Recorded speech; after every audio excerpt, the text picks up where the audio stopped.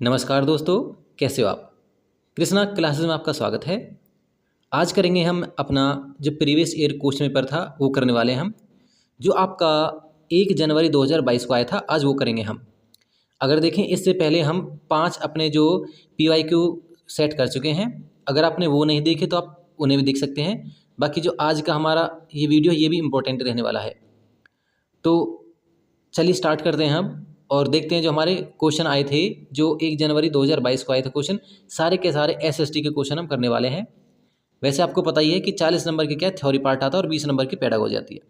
तो हम क्या है, थ्योरी पार्ट बिल्कुल अच्छे से कवर करते आ रहे हैं। हमने नोट्स भी बनाए थे, आपको प्रोवाइड कराए थे, और हमने MCQ भी के फॉर्म में भी आपको क्वेश्चन दिए थे बहुत सारे। लगभग लगभग 200 से 300 क्वेश्चन थे वो। तो वो भी हमने अच्छे से किए थे, 10 पार्ट में किए थे वो। और अब हम क्या है, जो है प्रीवियस ईयर क्वेश्चन पेपर है ये भी हम अच्छे से कर रहे हैं अब। और आगे भी क्या है, और भी जो आपका जब तक एग्जाम नहीं आ जाता तब तक करेंगे हम। तो चलते हैं अपने क्वेश्चनों की तरफ। तो देखते हैं जो हमारा पहला क्वेश्चन है, ये देखेंगे कि देखो, समुद्रगुप्त को किस वाद्य यंत्र को बजाते हुए सिक्के पर दिखाया गया है। तो समुद्रगुप्त के बारे में क्वेश्चन है, तो किस वाद्य यंत्र के बारे में पूछा है कि सिक्के पर बजाते हुए दिखाया है। तो बड़ा सिंपल क्वेश्चन है, वो क्या है, वीणा बजाते हुए दिखाया गया है समुद्रगुप्त को सिक्के पर। तो चलते हैं अगले क्वेश्चन की तरफ। अगला क्वेश्चन देखेंगे, तो यह ABC कथनों दे रखे हैं, आपको क्या है सही बताना है। तो देखेंगे, लगभग 200 सालों के भीतर मगध सबसे महत्वपूर्ण जनपद क्यों बन गया, आपको बताना है। ए इसका कथन है, कई नदियों जैसे गंगा और सोन मगध से होकर बहती थी। दूसरा हमारा, मगध का एक हिस्सा जंगलों से भरा था। इस क्षेत्र में लोहे एस की खदानें हैं। तो हमें बताना है इसका सही क्या होगा। तो देखिए, इसमें तीनों ही ठीक होंगे, क्योंकि क्या है, हमें पता है वहाँ से जो क्या है, गंगा नदी और सोन नदी बहकर गुजरती है, उनसे बिल्कुल टच होकर मदद से वहाँ पर क्या है, एक साइड में जंगल है, और देखेंगे वहाँ लोहे ऐसे खाने मिलती हैं, जिसके कारण क्या है, मगध शक्तिशाली बनकर उभरा था। बाकी एक इसका एक रीज़न ये भी है कि वहाँ के जितने भी शासक हुए हैं सब सारे के सारे शक्तिशाली शासक थे। देखें, हर्यक वंश है, शिशुनाग वंश है, और नंद वंश है, उसके बाद में मौर्य वंश है। तो सभी के सभी देखेंगे इसमें शक्तिशाली शासक हुए हैं। तो ये रीजन था इसका शक्तिशाली होने का। तो चलते हैं अगले क्वेश्चन की तरफ।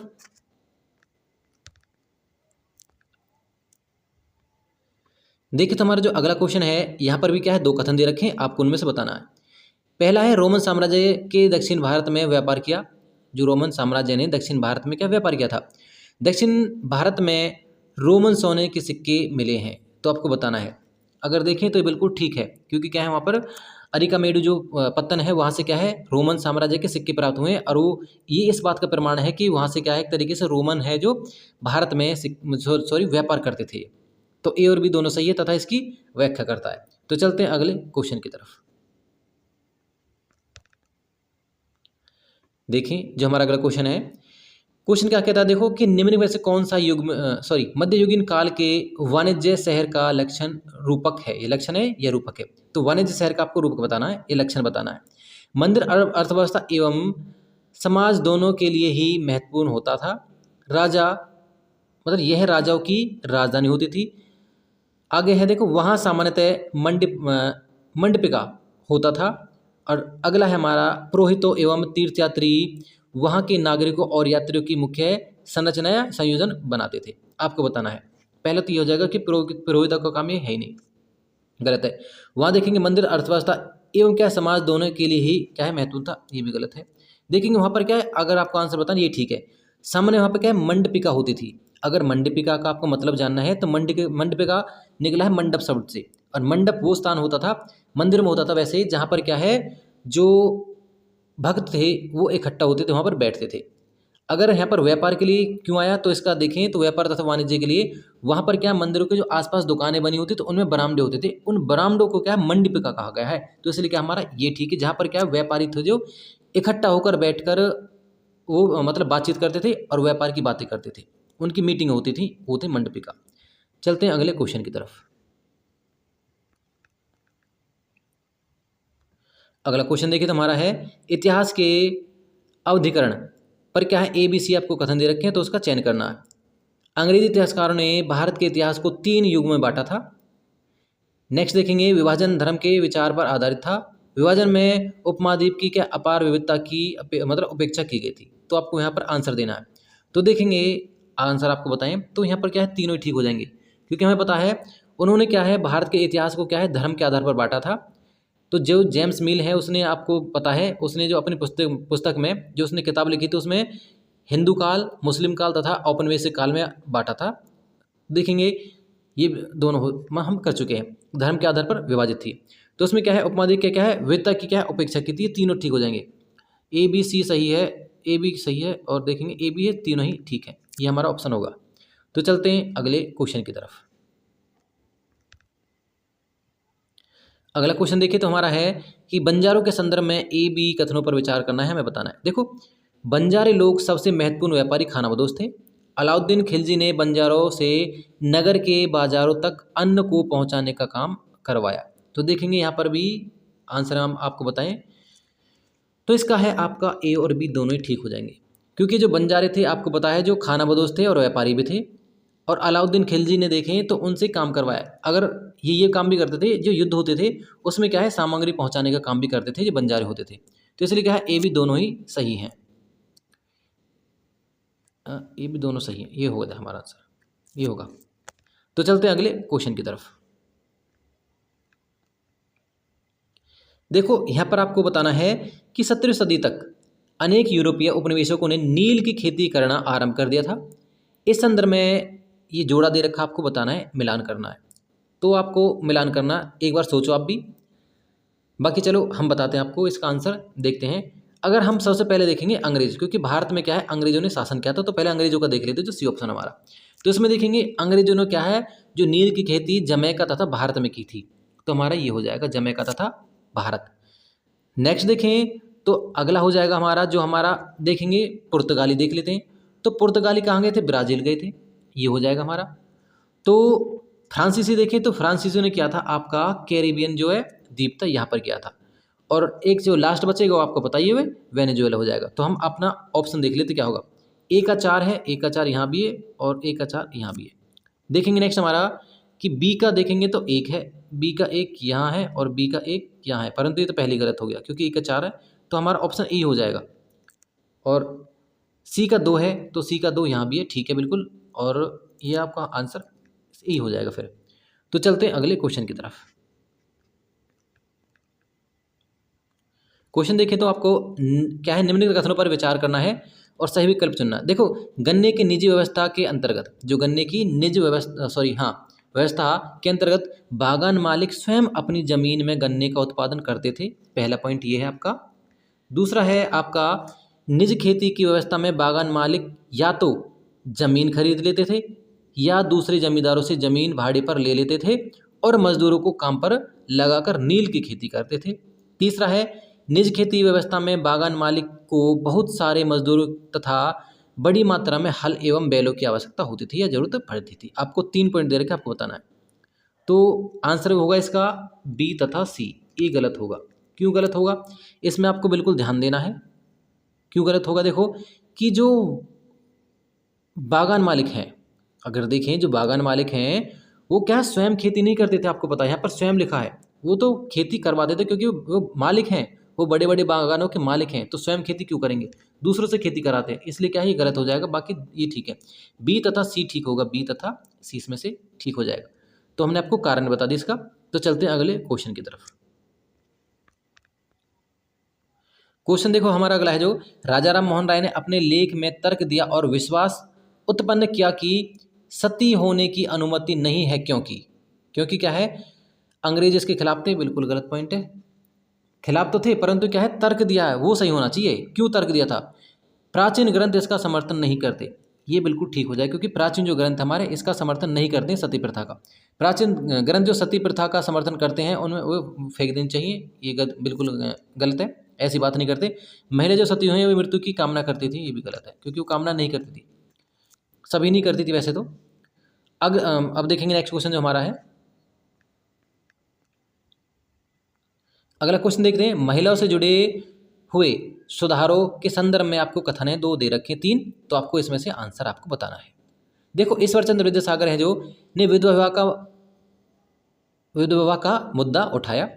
बी है हमारा, मद्रास प्रेसिडेंसी में वीरेशलिंगम, यह पंगुलू पंतलू है, ने क्या है, विधवा विवाह के समर्थन में एक संगठन बनाया। तीसरा है, विवाह करने वाली विधवाओं को समाज में आसानी से स्वीकार कर लिया गया। तो आपको आंसर ऐसे मिल गया होगा। इसमें देखेंगे तो सी ही गलत हो जाएगा, क्योंकि आसानी से स्वीकार नहीं किया गया था। ए तथा बी इसका ठीक हो जाएगा, ए बी इसका ठीक है, सी गलत होगा। ये हमारा इसका आंसर रहने वाला है 40 का। तो चलते हैं अगले क्वेश्चन की तरफ।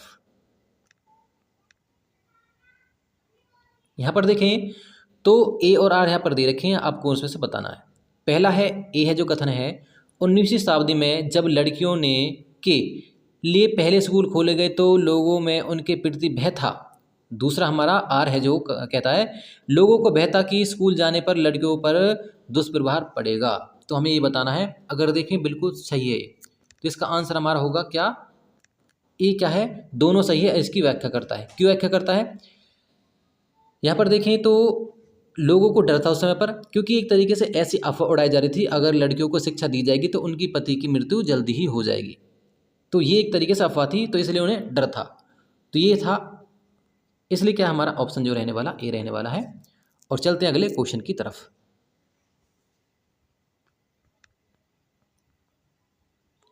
देखेंगे हमारा अगला क्वेश्चन है, भारत में जो ब्रिटिश राज है किस संदर्भ में निम्न कथनों पर विचार करना है, सही चुनना हमें। ए है हमारा, मध्यम मार्गियों ने मांग की थी कि सिविल सेवा परीक्षा भारत में भी आयोजित की जाए। आर दे रखा, उनकी यह महत्वपूर्ण मांग थी कि सरकार में भारतीय भी उच्च पद प्राप्त करें। तो अगर देखें तो एक दूसरे की क्या है, व्याख्या कर रहे हैं बिल्कुल, और सही भी है। क्या है, ये दोनों सही है और क्या है, व्याख्या भी कर रहे हैं। तो क्या है, मध्यम जो मार्गी थे उनकी मांग थी कि भारत में सिविल परीक्षा होनी चाहिए, और क्या है, जो भारतवासी हैं इसमें क्या है वो भाग लें तथा ऊंचे पदों पर पहुंचे। ये इनकी एक तरीके से मनोकामना थी, ऐसा चाहते थे मध्यम मार्गी। बिल्कुल सही पॉइंट है। तो चलते हैं अगले क्वेश्चन की तरफ। देखेंगे हमारा अगला क्वेश्चन है कि रॉलेट एक्ट के बारे में आपको बताना है। रॉलेट एक्ट सत्याग्रह के विषय में क्या है, मतलब वक्तव्यों पर क्या है आपको विचार करना है। रॉलेट एक्ट द्वारा पुलिस की शक्तियां बढ़ा दी गई थी और लोगों के अधिकार कुचले गए थे। देखिए यहीं से आपको आंसर बताते चलें, वैसे बिल्कुल ठीक है, क्योंकि क्या ऐसा हुआ था, रॉलेट एक्ट के अंतर्गत मोहम्मद अली जिन्ना, महात्मा गांधी व अन्य सभी का तर्क था कि सरकार को लोगों की मूल स्वतंत्रता सीमित करने का कोई अधिकार नहीं है। बिल्कुल सही है, ये कहते थे। यद्यपि हिंदू एवं मुस्लिम रॉलेट के विरोध में थे, फिर भी रॉलेट एक्ट सत्याग्रह अंग्रेजों के विरोध में राष्ट्रव्यापी संघर्ष नहीं बन सका। ये गलत है, क्योंकि क्या है, राष्ट्रव्यापी संघर्ष बना था। ये हमारा गलत हो जाएगा। ए और बी दोनों ही ठीक हैं, ए और बी यहाँ पर सत्य हो जाएंगे, बाकी सी यहाँ पर गलत होगा। तो चलते हैं अगले क्वेश्चन की तरफ। देखिए हमारा जो अगला क्वेश्चन है, सरकारी शिक्षण संस्थानों में अध्ययन तथा सरकारी संस्थानों में नौकरी के अवसर में सहयोग हेतु किन आधारों को अपनाया जाता है। तो जब हम देखें फॉर्म भरते हैं, या जो फीस, किसी की फीस ज़्यादा होती है, किसी की कम होती है जो फॉर्म फीस होती है, या जब नौकरी में जो लिस्ट आउट होती है, SC BC की कम होती है और जनरल की शायद ज़्यादा होती है शायद, क्या तो ऐसा क्यों है, तो किस आधार पर क्या है उन्हें नौकरी दी जाती है। तो अगर देखें उन्हें जाति के आधार पर, बिल्कुल ठीक है, पारिवारिक आय है, और जो लिंग के आधार पर, तो ये तीनों ठीक है, परंतु क्या है, व्यक्तिगत आय यहाँ पर नहीं देखी जाती। तो ए बी हमारा सी ऑप्शन ये ठीक होगा, क्योंकि आपको पता है जाति देखी जाती है, SC BC है, जर्नल है, इसके आधार पर भी है। पारिवारिक आय जो हमारी फैमिली इनकम है वो भी देखी जाती है, और जेंडर देखा जाता है, लड़कियों की और लड़का देखा जाता है। बिल्कुल, तो इसमें क्या है, सबके लिए अलग अलग सीट होती है, उनकी क्या है, लिस्ट भी थोड़ी कम जाती है। तो इसलिए क्या है, ये हमारा सही आंसर होने वाला है, व्यक्तिगत आय नहीं देखी जाती है। ABC हमारा ठीक होगा। तो चलते हैं अगले क्वेश्चन की तरफ। यहाँ पर देखें दो कथन दे रखे हैं A और B, तो उन्हें पढ़ना है और आपको सही आंसर देना है। पृथ्वी का खिंचाव बल सौर मंडल को बांधे रखता है। बाह्य ग्रह सूर्य से मतलब बाहर या बहुत दूर हैं तथा चट्टानों से बने हैं। आपको इसका आंसर बताना है। तो देखें ये गलत हो जाएगा और ये भी गलत है। क्यों? क्योंकि क्या पृथ्वी का खिंचाव नहीं है, वो सूर्य का खिंचाव है जो बांधे रखता है। और देखें तो बाह्य ग्रह क्या है, ठीक है सूर्य से दूर है, परंतु क्या चट्टानों से नहीं बने, वो गैसों से बने हुए हैं। इसलिए क्या दोनों यहाँ पर गलत हैं। ये हमारा ऑप्शन होगा इसमें। तो चलते अगले क्वेश्चन की तरफ। अगला देखेंगे, जो गल्फ स्ट्रीम गर्म जल धाराएं हैं, अतः इनमें चलने की प्रवृत्ति कैसी है, भूमध्य रेखा की ओर है, ध्रुवों की ओर है, तो आपको आंसर पता चल गया होगा कि क्या है इसमें, ये ध्रुव की ओर चलती हैं। जो गल्फ स्ट्रीम जो गर्म धाराएं हैं वो ध्रुवों की ओर चलती हैं, इसका ये आंसर होगा। तो चलते हैं अगले क्वेश्चन की तरफ।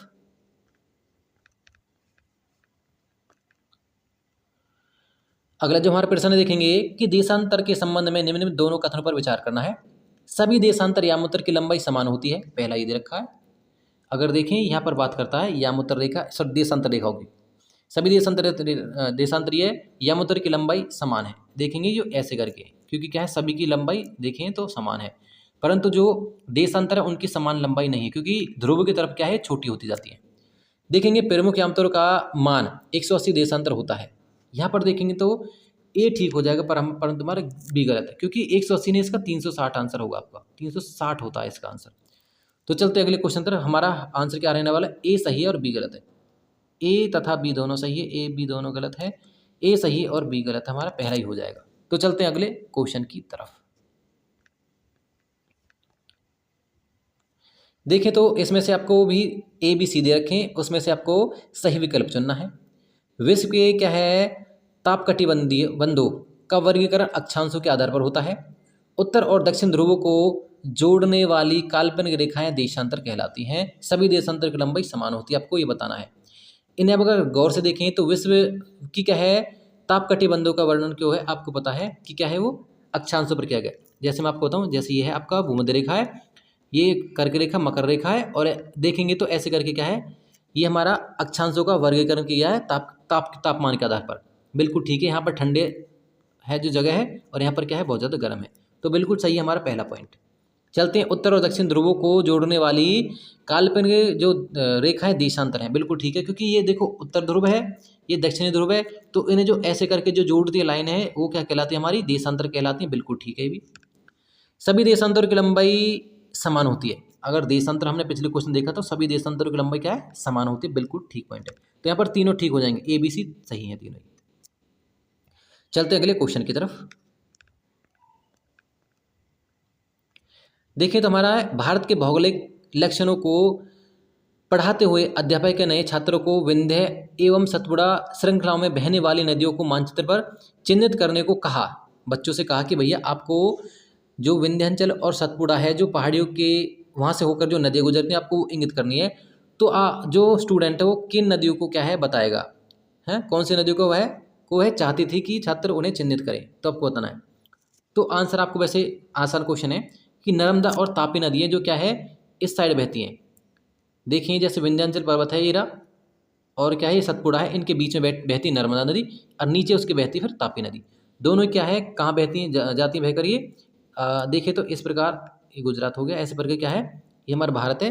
तो जो ये नदियाँ हैं विंध्याचल से और क्या है आपका सतपुड़ा से होकर गुजरती हैं, और ये कहाँ गिरती हैं, ये गिरती हैं आपकी अरब सागर में, इधर गिरती हैं। तो इसलिए क्या हमारा ऑप्शन ए होगा। चलते अगले क्वेश्चन की तरफ। देखें महासागरीय धाराओं के संदर्भ में आपको बताना है। पहला है जिस स्थान पर गर्म तथा ठंडी जलधाराएं मिलती हैं वह स्थान विश्व भर में सर्वोच्च मत्स्यन क्षेत्र माना जाता है। दूसरा है जहां गर्म ठंडी जलधाराएं मिलती हैं उन स्थानों पर नौ संचालन में बाधा उत्पन्न होती है, बिल्कुल ठीक है वैसे तो, क्योंकि जहाँ एक तरीके से भंवरा टाइप बन जाता है, ये भी हमारा ठीक होगा, क्योंकि क्या वहाँ पर मछली ज़्यादा पाई जाती हैं। तो हमारा ए और बी क्या है दोनों ही सही हो जाएंगे, ए और बी दोनों ही सही है, हमारा ये ऑप्शन रहेगा। तो चलते हैं अगले क्वेश्चन की तरफ। देखिए हमारा अगला क्वेश्चन है जो है प्रारंभिक एवं माध्यमिक स्तर की कक्षा में शिक्षिका पारितंत्र के विषय में पढ़ा रही है, निम्न में से उनके लिए क्या उपयोगी सूचना हो सकती है, आपको बताना है। पहला है स्थान विशेष की जलवायु संबंधी परिस्थिति, दूसरा है अधिक वर्षा वाले वन उदाहरण के रूप में, तीसरा है एक छोटा तालाब उदाहरण के रूप में। तो हमें क्या है परिस्थिति के लिए तंत्र के लिए क्या है किन का उदाहरण जो अध्यापिका ले सकती है।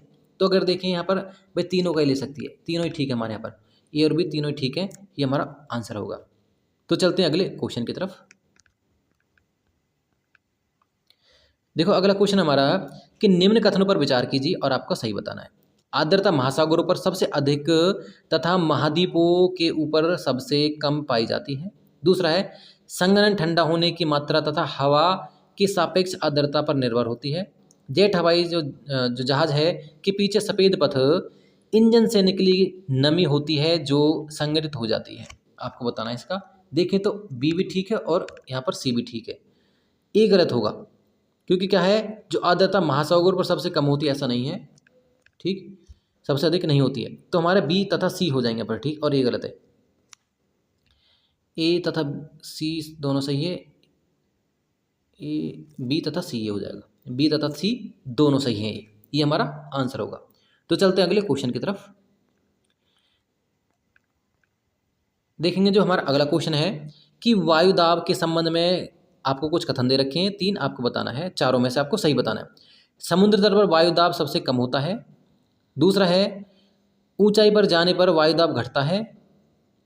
उच्च तापमान वाले क्षेत्रों की वायु ठंडी होती है और कम तापमान वाले क्षेत्रों की वायु गर्म होकर क्या ऊपर उठ जाती है। तो आपको बताना है यहाँ पर आपको जो आंसर रहेगा कि क्या है, ऊंचाई जाने पर क्या है, ऊंचाई पर जाने पर वायु दाब घटता, ये हमारा सही आंसर हो जाएगा। समुद्र तल का आपने पहले देखा था कि क्या वहाँ पर कम नहीं होता है वायु दाब। उच्च तापमान वाले क्षेत्र में की जो ठंडी होती हवा, उच्च तापमान वालों पर क्या है, ठंडी नहीं होती, गर्म हवा होती है। और कम तापमान वालों को यहाँ पर उल्टा दे रखा दोनों का, इसलिए क्या है ये दोनों गलत हो जाएंगे। गौर से पढ़ें, देखें, आपको आंसर अपना आप ही मिल जाएगा। ये हमारा क्या है, सही आंसर रहने वाला है। तो देखिए हमारा जो अगला क्वेश्चन है कि यहाँ पर भी क्या है, आपको 3 कथन दे रखे हैं, आपको बताने हैं। पहला है मानव बस्तियाँ इस बात को दर्शाती हैं कि किस प्रकार मानव ने अपने वातावरण को अपने अनुकूल बनाया। दूसरा है एक आदर्श बसाव स्थल के चुनाव में प्रकृति दशाओं का कोई योगदान नहीं है। आपको आंसर मिल गया होगा, बी हमारा गलत हो जाएगा। सी देखेंगे अब, केवल जब मनुष्य ने फसलें उगाना आरंभ किया तब उसके लिए क्या है, स्थायी घर बनाना आवश्यक हो गया। तो ठीक है, अगर देखेंगे तो ये भी ठीक है। यहाँ अगर मैंने आपको बताया था केवल वर्ड के बारे में, परंतु अगर केवल वर्ड के बारे में देखें तो यहाँ पर ठीक होगा केवल वर्ड, क्योंकि क्या है, मनुष्य ने जब कृषि की थी तो उसके लिए मजबूरी बन गई थी वहीं पर रहने के लिए और मकान बनाने की। तो हमारा क्या है ये, इसलिए आंसर इसका ठीक है। ए तथा सी हो जाएगा हमारा, ए तथा सी सही आंसर होगा। तो चलते अगले क्वेश्चन की तरफ। देखो जल एक संसाधन के संबंध में कथन 3 दे रखे हैं आपको। एबीसी को ध्यान से पढ़ें और आपको विकल्प का चुनाव करना सही। पृथ्वी पर जल न बढ़ाया जा सकता है और नहीं घटाया जा सकता है, चलो मान लेते हैं। बी हमारा केवल 2% पृथ्वी का पानी मानव उपयोगी के लिए उपयुक्त है, मानव के लिए उपयुक्त है मतलब। तीसरा है जल एक नवीकरणीय संसाधन है, यस संसाधन हाँ है। तो देखते हैं ए और बी और सी अगर आपको देखनी है तो आपको बताना है इसमें से सही आंसर क्या होगा। तो आपको पता है कि ये तीनों ही पॉइंट ठीक है, हमारे तीनों ही सही हैं। चलते अगले क्वेश्चन तरफ। अब यहाँ पर आपको देखना है, प्रारंभिक स्तर पर एक शिक्षिका अपनी कक्षा में खनिजों के बारे में चर्चा करना चाहती है। निम्न में से किस उदाहरण को उन्हें अपनी कक्षा में उपयोग में लाना चाहिए। पहला है तांबा, अभ्रक, नमक, चूना पत्थर। तो देखें सभी के सभी हमारे क्या है, खनिज है, और इसलिए क्या हमारा सभी हो जाएगा। सभी को क्या है उदाहरण के लिए यूज कर सकती है, ये होगा इसका आंसर। तो अब चलते अगले क्वेश्चन की तरफ।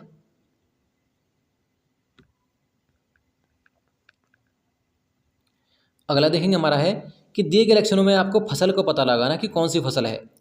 देखो पहला है, इसके लिए कि गर्म एवं आर्द्र जलवायु और अपवाहित दोमट मृदा की आवश्यकता होती है। इस फसल की वृद्धि के लिए पर्वतीय ढाल की उपयुक्त होती है, मतलब उपयुक्त होती है पर्वतीय ढाल। तो बताना है, देखिए आपको आंसर वैसे मिल गया होगा कि क्या है, पर्वतीय ढाल किसकी बात करता है, ना तो कपास और चाय तो चावल हो ही नहीं सकता, ये दोनों कट गए। देखेंगे तो चाय और कॉफ़ी में थोड़ा सा डाउट है, तो इसमें क्या है कॉफ़ी आ जाएगा हमारा आंसर, क्योंकि कॉफ़ी के लिए क्या है आर्द्र जलवायु चाहिए और थोड़ा सा गर्म भी, परंतु चाय के लिए ये क्या है ज़्यादा गर्म नहीं चाहिए तापमान, आर्द्र चाहिए, बिल्कुल आर्द्र जलवायु चाहिए। तो ये हमारा कॉफ़ी आंसर होने वाला है इसका। तो चलते अगले क्वेश्चन की तरफ। क्वेश्चन देखेंगे हमारा जो है, यहाँ पर क्या है, आपको निम्न में से कौन सा विविधता की ओर संकेत करता है। समान जाति के परंतु विभिन्न स्थानों पर रहने वाले लोग अपनी ही जाति के लोगों से शादी करते हैं। दूसरा है एक ही इलाके के छात्र परंतु विभिन्न जातियों से संबंध रखते हैं और स्कूल में पढ़ते हैं।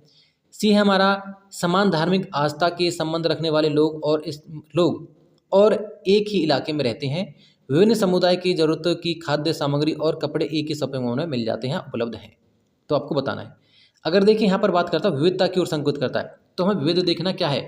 देखो समान जाति, यहाँ पर देखो सबसे पहले समान जाति आ गया, तो क्या विविध है यहाँ पर? नहीं, इसलिए क्या हमारा ए हो जाएगा गलत, क्योंकि यहाँ पर समान तो जाति हो गया, समान जाति में व्यवहार कर रहे हैं, तो यहाँ पर भैया विविधता कहाँ से आई? तो ये तो गलत हो गया। एक ही इलाके के छात्र परंतु विभिन्न जातियों से, तो जाति हमारे क्या आता है? विविधता में आता है, बिल्कुल ठीक हो जाए, क्योंकि विभिन्न जातियों की बात की है, विभिन्न जाति, तो यहाँ पर क्या विविधता तो है विभिन्न जातियों की। अगला देखते हैं सी हमारा कि समान धर्म धार्मिक आस्था, तो यहाँ पर भी क्या समान शब्द आ गया, समान धार्मिक आस्था है, तो यहाँ पर भी क्या विविधता कहाँ पर आई? अगर असमान होता तो हमारा आंसर यहाँ पर भी ये भी होता। डी हमारा विभिन्न समुदाय, तो हमारा विभिन्न आ गया, तो अलग अलग समुदाय की बात करता, तो ये हमारे ये भी ठीक होगा। बी तथा डी ठीक होंगे इसमें, बी तथा डी हमारा डी ऑप्शन होगा, बी तथा डी। तो चलते हैं अगले क्वेश्चन की तरफ। देखिए तो यहाँ पर भी क्या है, आपको ABCD दे रखे हैं, इसमें से आपको सही बताना है, ऑप्शन नहीं मिलेंगे इसमें, आपको वैसे ही बताना आंसर। तो देखो इसमें बात करता है कि निम्न में से कौन सा चलन विविधता की स्वीकार्यता की तरफ संकेत करता है, तो विविधता का ही बताना है यहाँ पर हमें भी। देखो महिलाओं को सार्वजनिक वाहनों जैसे टैक्सियों, तिपहियों और बसों को चलाने के लिए क्या है? प्रोत्साहन करना। देखते हैं पहला, फिर आपको बताएंगे। पहला हो गया आत्म सहायता गुट बनाना जिसमें केवल महिलाएं हो और वो भी कुछ समुदाय से, ये देखेंगे दूसरा। तीसरा है कुछ समुदाय के लोग को जमीन और दूसरी संपत्तियां खरीदने की अनुमति देना। और चौथा हमारा त्यौहार को मनाने के लिए एक पार्क उन लोगों के लिए सुरक्षित रखना जो आसपास के इलाकों में रहते हैं। तो यहाँ पर देखेंगे हमारा ए ठीक होगा, बिल्कुल ठीक है, बी गलत है और सी भी गलत है, हमारा डी ही। तो हमारे क्या है? ए तथा डी ठीक होंगे यहाँ पर। आप अगर इन्हें बिल्कुल गौर से देखना चाहते हो या समझना चाहते हो तो बिल्कुल आसान है कि यहाँ पर क्या है? महिलाओं की बात की है, यहाँ पर क्या है? केवल बात की है, केवल महिलाओं के लिए होना चाहिए, तो इसलिए गलत हो गया है। यहाँ पर क्या है? कुछ समुदायों के लोगों को जमीन और दूसरी संपत्तियां खरीदने की अनुमति देना, मतलब यहाँ पर क्या है? कुछ को थोड़ी देना भैया, सभी को देना है, ये इसलिए हमारा इसलिए गलत हो गया है। तो ए तथा डी ठीक होंगे हमारे यहाँ पर। तो चलते अगले क्वेश्चन की तरफ।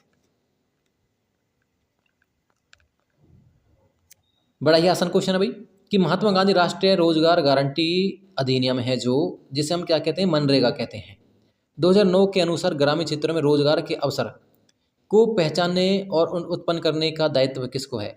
अब देखो यहाँ पर आंसर तो मैं क्वेश्चन नहीं दे दिया, यहाँ पर क्या क्या बात करता है? ग्रामीण क्षेत्र, तो ग्रामीण क्षेत्र में कौन रहते? ग्राम पंचायत होती है, तो आंसर आपको वैसे मिल गया इसका आंसर, तो बड़ा इजी क्वेश्चन था। तो चलते अगले क्वेश्चन की तरफ।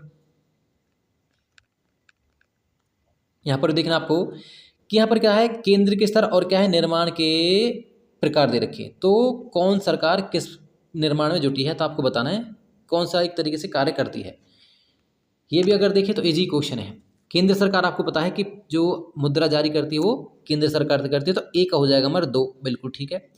देखेंगे हमें राज्य सरकार क्या करती है, तो राज्य सरकार है आपका जो क्षेत्रीय परिवहन और कार्यालय बनाने का निर्माण करती है, और हमारा स्थानीय शासन में आ जाएगा कि रत्नागिरी में एक हिस्से को खोलने का ये हो जाएगा। तो देखेंगे एक हो जाएगा हमारा 2 है, एक का 2 इसमें भी है, एक का 2 इसमें भी है। देखेंगे हमारा बी का हो जाएगा क्या है? हमारा बी का हो जाएगा 3, बी का 3 हमारा आंसर मिल गया हमें, ये होगा हमारा। और सी का 1 है, तो हमारा आंसर आपका सी रहने वाला है। तो चलते अगले क्वेश्चन की तरफ।